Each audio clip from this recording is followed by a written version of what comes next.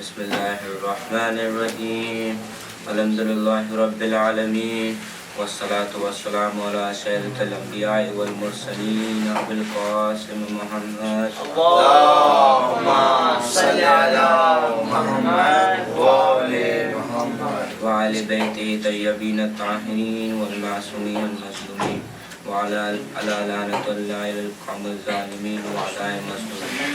السلام علیکم ورحمۃ اللہ وبرکاتہ۔ وعلیکم السلام ورحمۃ اللہ۔ آج میری تقریر کا موضوع کردار سازی ہے۔ کردار سازی کا مطلب ہے کریکٹر بلڈنگ۔ انسان کو اللہ تعالیٰ نے تمام مخلوق میں شرف اور فضیلت عطا کی اور انسان کو اشرف المخلوقات بنایا ہے۔ اس شرف و فضیلت کی وجہ وہ عقل، شعور اور اختیار اور خود ارادی کی قوت ہے جو کسی اور مخلوق کو حاصل نہیں۔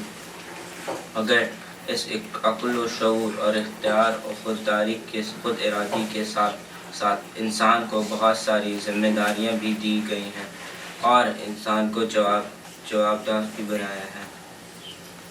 اس عقل و شعور اور اختیار کو صحیح طرح سے استعمال کرنے اور اللہ تعالیٰ کی تفویض کردہ ذمہ داریوں کو صحیح طرح سے ادا کرنے کے لیے اللہ تعالیٰ نے ہدایت کا سلسلہ شروع کیا اور 1,24,000 انبیاء بھیجے اور آخری نبی اور رسول حضرت محمد صلی اللہ علیہ وسلم۔ اللہم صلی علی محمد وآل محمد۔ ان کے بعد اللہ تعالیٰ نے امامت کا سلسلہ شروع کیا۔ یہ 12 امام جن کی ابتدا حضرت علی سے ہوئی اور 12ویں اور ہمارے زمانے کے امام حضرت امام مہدی علیہ السلام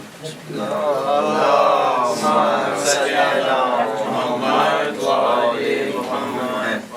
اس کے ساتھ ہی اللہ تعالیٰ نے اپنی آخری رسول صلی اللہ علیہ وسلم پہ اپنی پاک اور مقدس کتاب یعنی قرآن مجید نازل کی جو رہتی دنیا تک ہدایت کا سرچشمہ اور آئین انسانیت ہے۔ اللہم صلی علی محمد وآل محمد۔ اللہ تعالیٰ نے یہ تمام ہادی اور ہدایت کا یہ تمام سلسلہ اخلاق اور کردار کی تعمیر کے لیے جاری کیا۔ قرآن مجید دراصل ایک کردار ساز اور انسان ساز کتاب ہے۔ انسان فطرتاً خود ایک معاشری جانور یا سوشل اینیمل ہے، یعنی وہ ایک معاشرہ یا سوسائٹی میں دوسرے انسانوں کے ساتھ مل جل کر رہنا چاہتا ہے، جبکہ یہ معاشرہ یا سوسائٹی خود انسان کا محتاج ہوتا ہے یا ان سے مل کر بنتا ہے۔ یعنی انسان دراصل معاشرے یا سوسائٹی کے لیے ایک یونٹ کی حیثیت رکھتا ہے۔ جس طرح کوئی بھی دیوار بلاک سے مل کر بنتی ہے، اسی طرح کوئی بھی معاشرہ یا سوسائٹی انسانوں سے مل کر بنتی ہے۔ یعنی دوسرے الفاظ پہ یہ دونوں ایک دوسرے کے لیے لازم ہیں۔ نہ تو کوئی معاشرہ انسان کے بغیر قائم ہو سکتا ہے، اسی طرح معاشرے کے بغیر کسی بھی انسان کی کوئی حیثیت نہیں۔ سبحان اللہ۔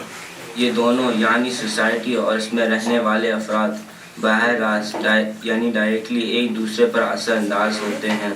جس طرح کوئی بھی معاشرہ اس میں رہنے والے افراد کے کردار اور بیہیویئر کا آئینہ ہوتا ہے اور ان کی پہچان ہوتا ہے، اسی طرح کوئی بھی فرد اپنے معاشرے کے اثر سے بچ کر نہیں رہ سکتا۔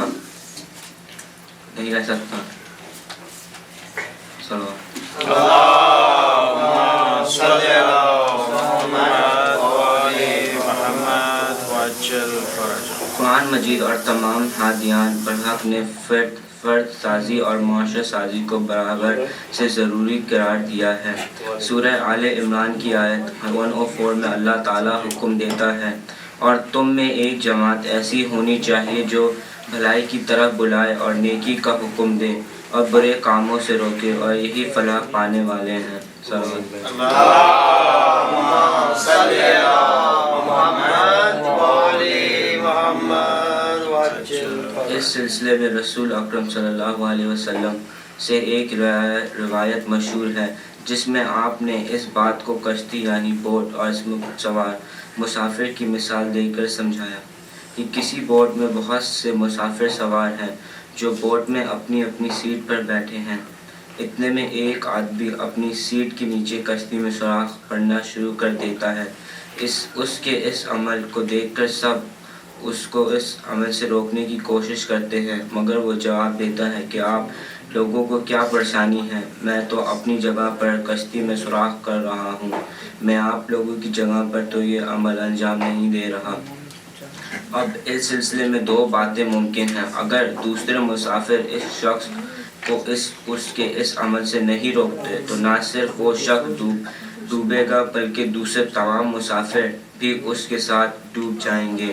لیکن اگر دوسرے مسافر بوٹ میں سوراخ کرنے والے اس شخص کو اس کے اس عمل سے روکتے ہیں تو نہ صرف اس شخص کو ڈوبنے سے بچائیں گے بلکہ اپنے آپ کو بھی ڈوبنے سے بچائیں گے۔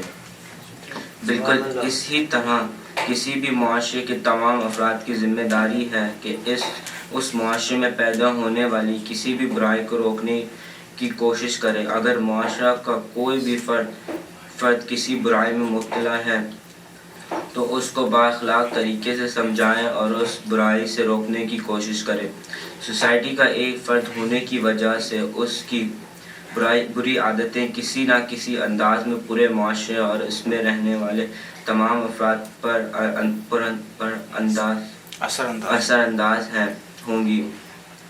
اگر کوئی شخص یہ سوچ کر مطمئن ہو جاتا ہے کہ میں خود تو ٹھیک ہوں اور برائی سے بچا ہوا ہوں، اگر کوئی دوسرے لوگ کسی خرابی میں مبتلا ہے تو مجھ سے کیا، تو یہ عمل نہ صرف قرآن اور رسول اور اہل بیت کے حکم کی خلاف ورزی ہے بلکہ خود اپنے آپ کو دھوکے میں ڈال رہا ہے۔ سبحان اللہ۔ اللہم صلی علی محمد وآل محمد وعجل فرجہ۔ سید الشہداء امام حسین نے مدینہ کا یہ سفر کربلا شروع کرتے وقت اپنے قیام عاشوراء کا بھی مقصد یہی بیان فرمایا۔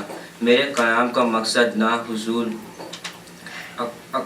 اقتدار ہے اور نہ حصول دنیا، میں دراصل اصلاح امت جدی یعنی اپنے نانا کی امت کی اصلاح کے لیے نکلا ہوں۔ میں دیکھ رہا ہوں کہ نیکی کی دعوت نہیں دی جا رہی ہے اور برائیوں سے روکا نہیں جا رہا ہے، میں امر بالمعروف اور نہی عن المنکر کرنا نکلا ہوں۔ صلوات اللہم صلی علی محمد وآل محمد وعجل فرجہ۔ سبحان اللہ۔